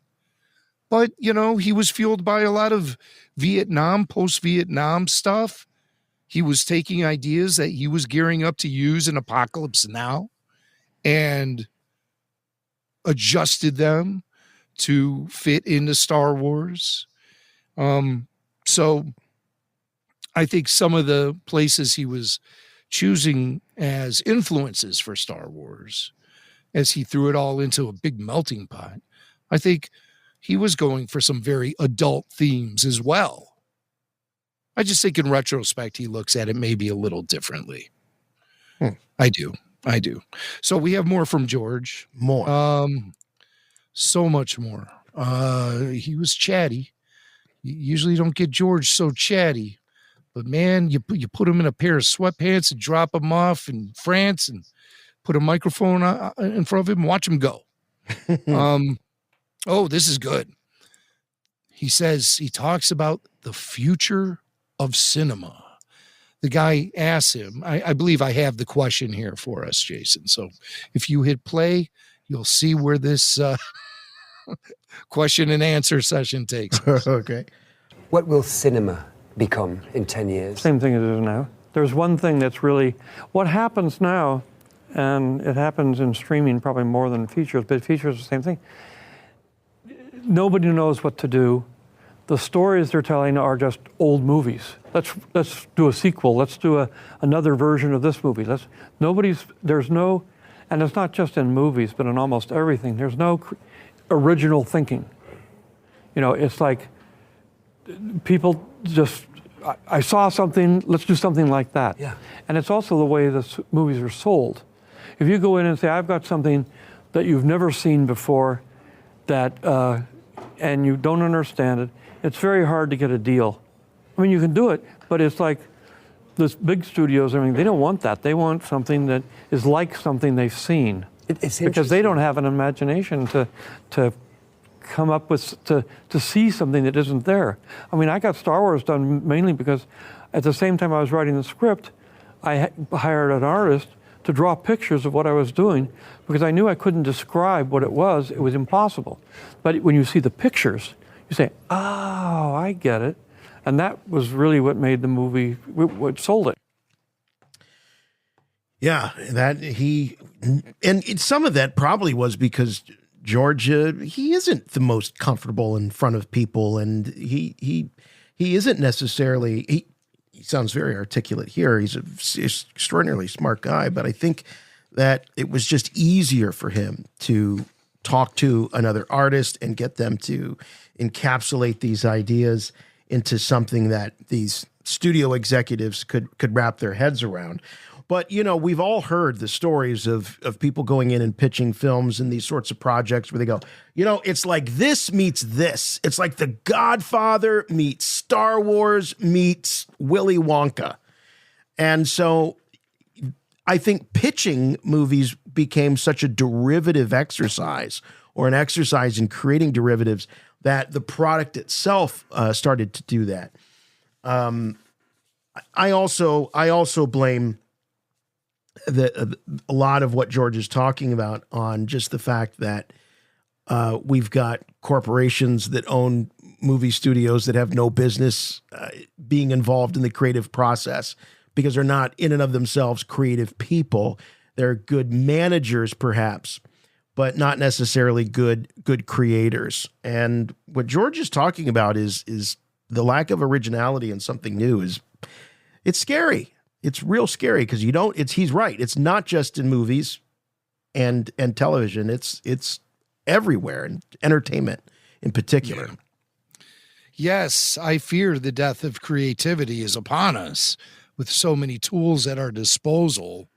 People just pressing buttons and saying, "Oh, look how easy it is. I just made a movie." Oh boy. Speaking of pressing buttons and making movies, let's talk about Marvel Comics films. We both like the Marvel films.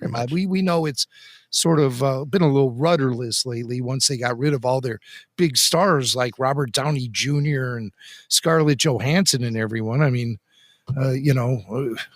where are we going with this? The Eternals isn't going to be breaking any box office records, No. Ever. It don't even get me started on Madam Web and crap like that. So Martin Scorsese famously said that he does not consider Marvel films to be cinema. So the interviewer asked George, do you have a similar take to Marty, or where does your opinion fall on all of this? Look, cinema is the art of the moving image. So if the image moves, then it's cinema, and I think Marty's kind of changed his mind a little bit, but we're on the Film Foundation together. He started the Film Foundation, but it's directors that got together and say, we're going to try to save a lot of these movies because they're falling apart in warehouses somewhere. So we're going to try to make them, save them so they don't disappear, because of the silent movies, like 80% of them have disappeared. You don't exist anymore. And I said, we got to stop it. So we did. But on that committee, it's like Marty and Christopher Nolan and a lot of directors who wasn't happy that I was helping to pioneer digital cinema. And I was trying to sell digital cinema, and they said, no, that's not movies. But finally, I don't know about Christopher Nolan, but I know that Marty and a lot of the other directors have come around, and now it's almost all digital. And I said, it makes so much more sense. You can do so much more with it. We've been doing it in ILM for 20 years. And everybody said, well, the blacks aren't the same. They can't do. We were intercutting digital visual effects into analog movies. You couldn't tell there was any difference to them. So George still talking digital after all these years, talking digital. I wish that he would have, because it seemed like he was starting to talk a little bit more about Scorsese and his take on Marvel, and he got, like you were saying, he kind of went off on the tangent about this commission that he sits did it all on, weekend. And I was like, oh, I want to hear more about Scorsese and Marvel and these conversations you guys have when you're at these meetings, But nonetheless, George doing great work in preservation of film. Right. And he just was using his own experiences and the criticisms and the bummers that people were leaving at his doorstep when he was trying to revolutionize digital cinema. And people were saying, well, that's not true filmmaking. That's not, you're not using film. How could you even call yourself a filmmaker? Call yourself a pixel maker or something. I don't know. But so George, he had to endure that stuff. And he's saying, no, it's just a different approach. And the Marvel films, that's kind of the approach of the day that's been very much in favor for the last decade or so.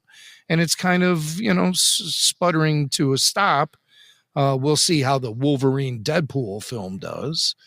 But things are slowing down as far as that. And things are really weird with the box office right now.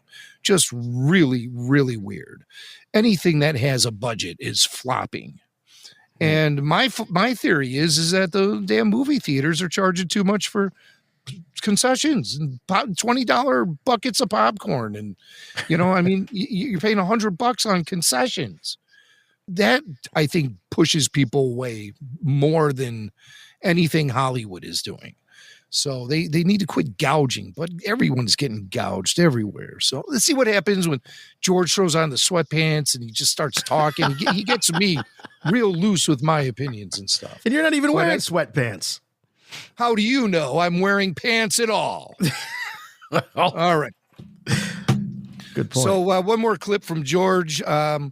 He answers the question that a lot of people wonder, will he ever return to filmmaking?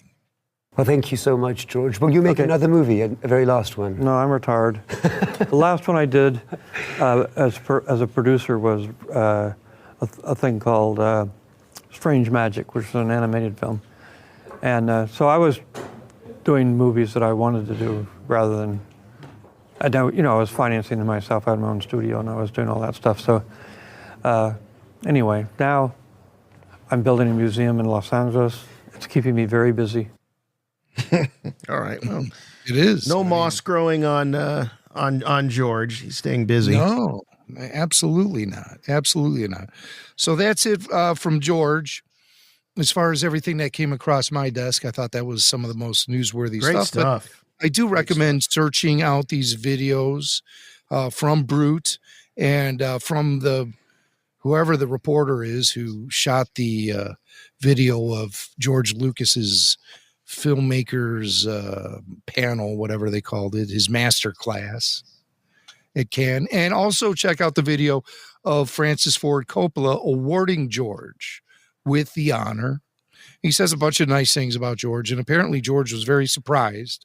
They kept Francis's presence a secret from him. And so he was shocked to see Francis there. And they have a sweet moment on stage, and it's really worth watching. So check that out. And that'll give you something to watch as you wait for the ACOLYTE to premiere next week. Are they doing theatrical screenings in the Cleveland area? Not that I'm aware of, but I haven't been on, I haven't looked for them. But I'm not seeing them promoted here in town. Yeah. Well, me and Tyler are going to a screening on Monday. Oh, so all right. We'll see it. First 2 episodes. And we're looking forward to seeing it in Chicago. Those tickets went fast. So, we'll be there for that. Our own FJ DeSanto attended the Hollywood premiere, and he was sending us reports. It was at the El Capitan there in Hollywood. And he got there and was very surprised and happy to see they had lightsaber churros. Lightsaber churros. And he was sitting behind Cameron Monaghan, who plays Cal Kestis in Jedi Fallen Order and Jedi Survivor. Yeah. And he was also on the show Gotham. He played their version of the Joker on that show. Yeah, and there was going to be so much. It's a shame that didn't last longer because they had a lot more in store, I think, for his take on the Joker. It's cool stuff. He noted, FJ noted that there were actors from the Ahsoka series there, and they impressed him very much. He said every actor from Ahsoka is like 10 times better looking in person. It's a handsome cast there, the Ahsoka cast. But here's what FJ says. Now, you guys know FJ. He doesn't sugarcoat things. He tells it like it is. He's a tell it like it is kind of guy, right? Right. So this is what FJ says. By the way, I'm going to read this, but I wanted to have FJ on tonight. but he couldn't join us because he was going to see pro wrestling in LA. All right. AEW. You always going to an AEW show. All right. So he's going to AEW. And I said, hey, if you see Smart Mark Sterling there, be sure to say hi to him, as he is a big Star Wars fan like we are, and he listens to Rebel Force Radio. So that's wrestler Smart Mark for you keeping score at home. Also, there's another guy I got to give a shout out to. We have guys listening to the show who are pro wrestlers. We've had NFL players reach out to us, car drivers, minor league baseball players.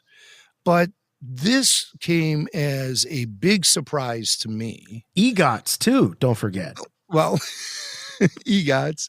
Yes, that's a sport, a different kind of sport, but I was working a sports angle. I see. But I got the coolest email this week. We did. It was from Brian Knight, MLB umpire and fan of the show. He is a professional baseball umpire in the big leagues. Dang. Yes. And he was blowing through Chicago. He was working the Cubs Braves series. And I was like, oh my God, I can't believe it. It is so cool to hear from an MLB ump. You know, it's going to be fun to watch games that he's calling, and you can just look and, hey, you know, that guy calling balls and strikes, he's one of us. Yeah. So I'm going to try to hook up with Brian.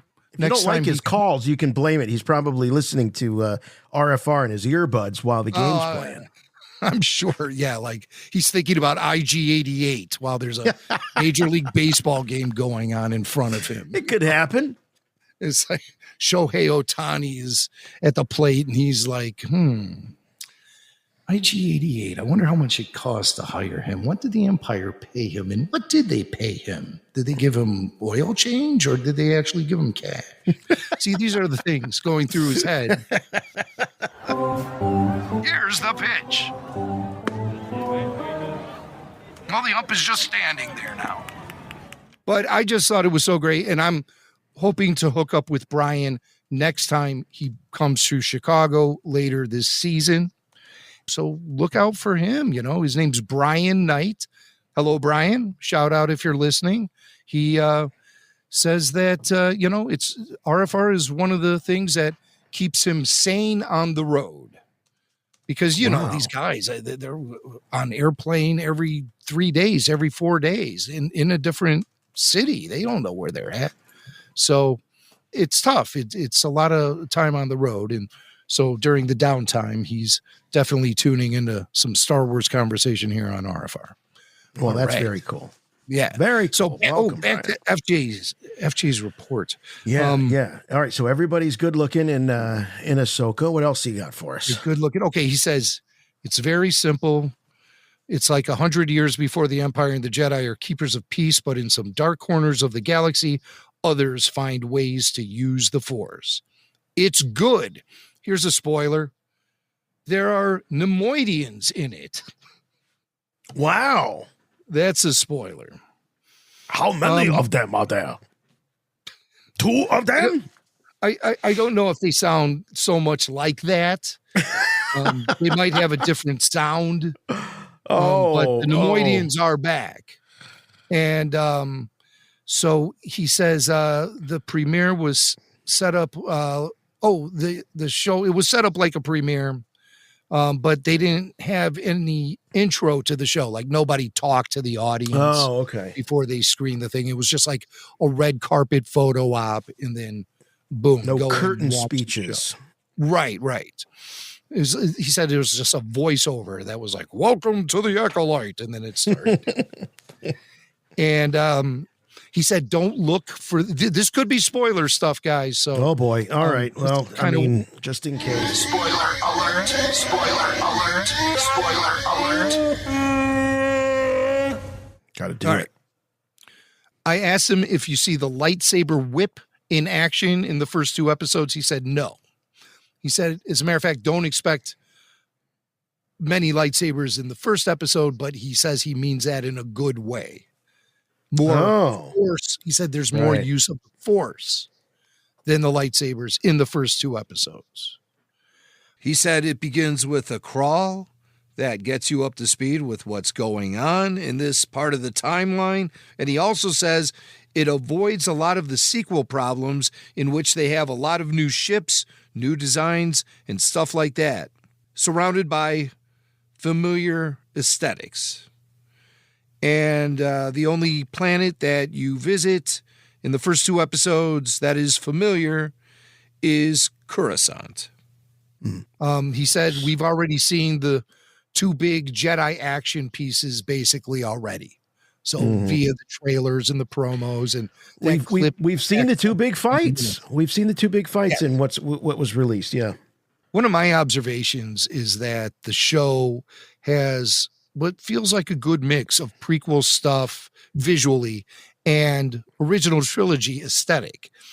It seems like there's a shot of Master Soul, and he's in the cockpit of a ship that feels very original trilogy, but he's wearing the Jedi robes and stuff, looking very prequel-y. So, obviously, Jedi or the prequel era is their era. And what else does he say? I don't want to say that. There's a guy who uses. Wait a minute, are you censoring FJ's private review that he sent to us via text? Let's just say there's a guy who uses a yellow saber in the show, and he's appeared in some promo art and stuff, and FJ voices his opinion about that guy. But he says that was his original opinion. Then he realized he was supposed to be that way, and he's an uptight nerd. Okay. That's what FJ says about one of the Jedi. But all in all, FJ is giving it a positive review. He tweeted, the first 2 episodes of The Acolyte are a Star Wars homage to classic Shaw Brothers movies, while also opening new doors to the larger universe. The characters are fun and the action is great. This show has a lot of promise. Super excited to see where it goes. FJ, super excited, gang. Wow. FJ super excited. Yes, he's someone whose opinion I really trust. The Shaw Brothers reference kind of goes over my head. Those guys, they had a film studio, and they made a bunch of movies like in the 60s and 70s. And I'm not really familiar with them. FJ getting all highbrow artsy filming on us. They made films from the 50s. It looks like their heyday was the 50s to the 90s. I'm looking them up now. Hong Kong studio, responsible for such hits as 13 Grand Tutors, Sweet Memories, Good Faith, Back Home Again, Sweet Song for You. That's part of the Sweet Saga, when you have Sweet Memories and Sweet Song for You. A bunch of films that, this is like film school stuff. So this is what FJ watches. I'm trying to fast forward to maybe stuff of her era that might be recognizable. And while you're doing that, I'm going to go through. I skimmed some of the spoiler-free reviews. I'm not going to name any names, but I just want to point out some of the way that people are describing this. Riveting fight choreography, superb performances. A lot of people commenting on Amandla Stenberg and Lee Jung-jae in particular. Filled with mystery and darkness, delves deep into new and diverse depths of the galaxy. Big potential in this era. Carrie-Anne Moss with a lightsaber doing force fu is perfection. They're adopting this whole, they're just leaning into this whole, Kung Fu meets Star Wars, so they're calling it force fu. Here's one I thought that was real interesting. A captivating murder mystery that evokes the detective tales of Twin Peaks and Matt Reeves' The Batman. Mature like Andor while fully embracing and thematically connecting to the prequels. Here's another Andor reference by a review. The Acolyte is the Force-sensitive version of Andor. The cast is stellar. The writing of each episode is jam-packed. Practical sets, amazing costumes, and special effects make every location feel lived in while having an emotional through line to keep it focused. So, yeah. I wanted to pick some of the reviews that weren't hyperbolic, you know. Squee, well, of course. I'm so excited. Squee, squee, bop, boop. Yeah, let's try to get some adults in the room here. Right. Oh, Matrix and Star Wars. I love it. You know, so these were, I thought, people, you know, making good comparisons and, you know, things we can look out for. Well, I haven't really heard anybody complaining about it who's seen it thus far. And, you know. Plenty of complaints by the people who haven't seen it. So true. So true. But, you know, FJ is a good baseline for me. And he seems pretty enthusiastic about it. So we'll find out next week. We'll be here for the RFR Acolyte after show. And we get to create a new intro. So I'll be working on that pretty soon. Oh, yeah. I was going to ask you about that.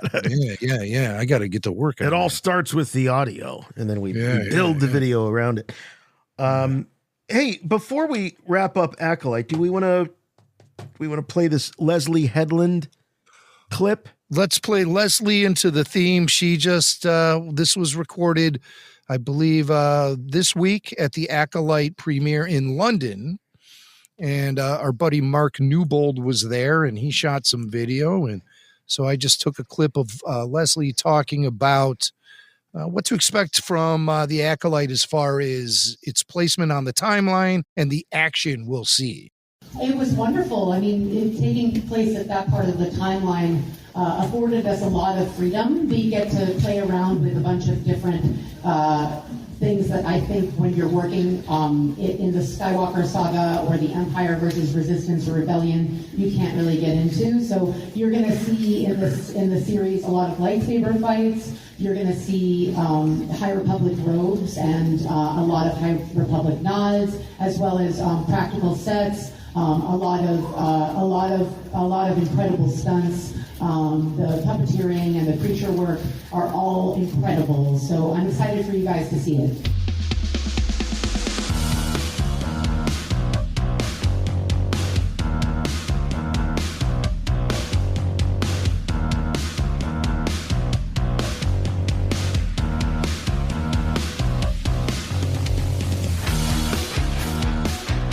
All right, that's going to wrap things up for us here this week. Thanks so much for being here. Great show this week. Loved hearing from George. I'm enjoying the measured but optimistic hype for the Acolyte.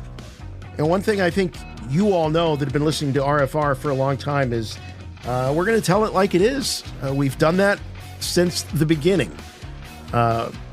So this is a great place to come for conversation about this new show that is based in what makes Star Wars Star Wars.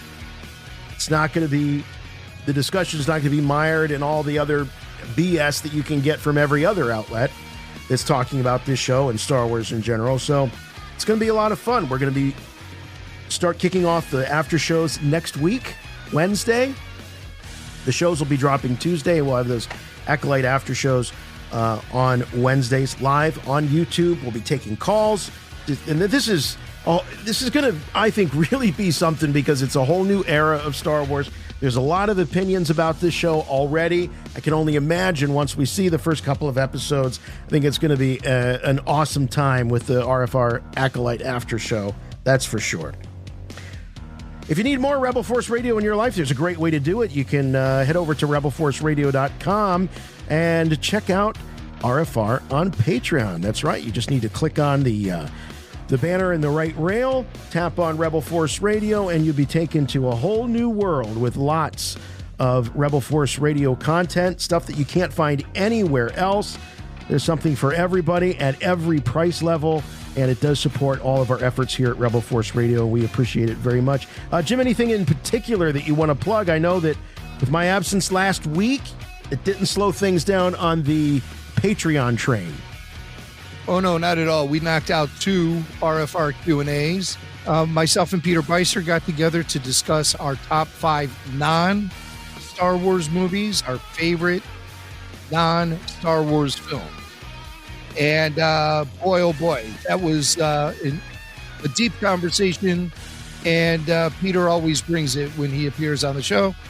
I think some of the answers that we give you'll expect, and some may surprise you. And we provide our own criteria for why we pick our top 5 favorite non-Star Wars movies. Great conversation. Babu Freaks returned. We celebrate 4 years of Freaks.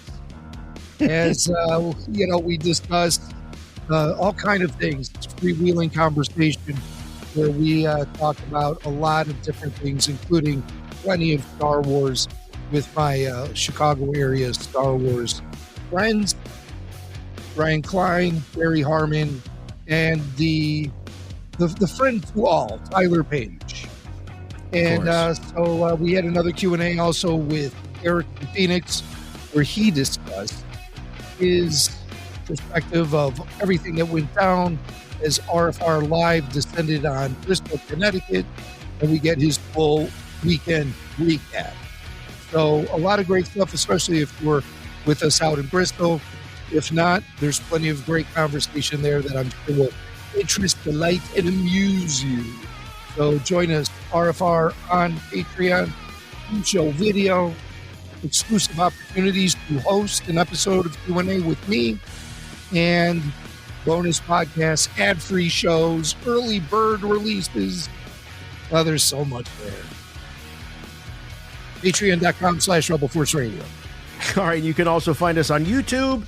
That is the home for our after shows. Like I said, starting next week, Acolyte After Show.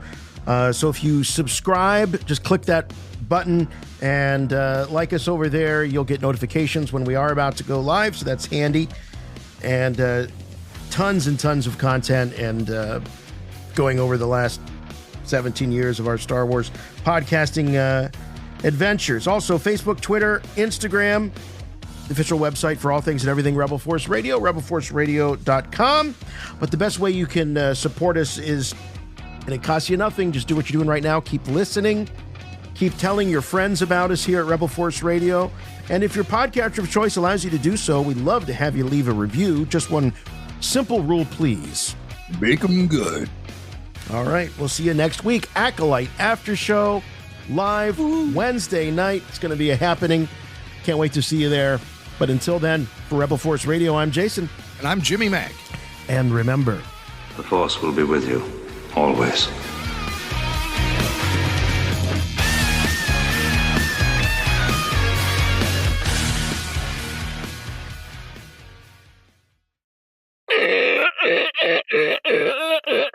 What did you say, son? I said in Sand People Talk that I want to go see Star Wars right now. But I'm making you a peanut butter sandwich with Wonder Bread. Star Wars, now!